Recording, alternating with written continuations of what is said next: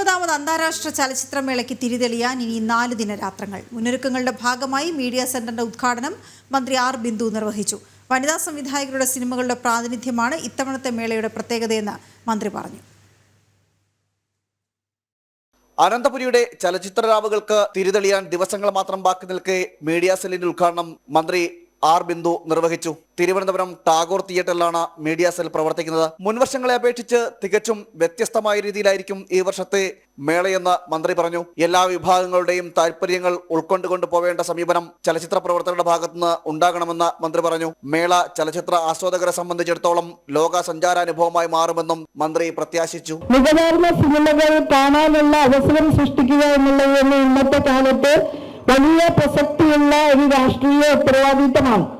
മറ്റുള്ളവരെ കൂടി ഉൾക്കൊണ്ടുപോകാനുള്ള മനസ്സ്, ഇവിടെ സൂചിപ്പിച്ചതുപോലെ സെക്യുലർ വാല്യൂസ് ഉള്ള ചലച്ചിത്രങ്ങളുടെ ഒരു കാഴ്ച തീർച്ചയായും ഇന്നത്തെ സമൂഹത്തിൽ വളരെ അനിവാര്യമായ ഒന്നാണ്.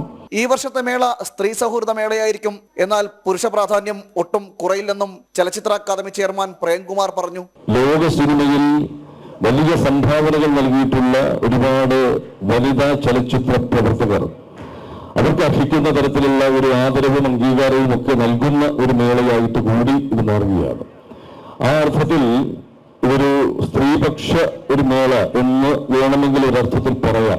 മീഡിയ സെല്ലിന്റെ ടീം അംഗങ്ങളിലും പ്രത്യേകതയുണ്ട്. 21 പേരടങ്ങുന്ന ടീമിൽ ഭൂരിഭാഗവും വനിതകളാണ്.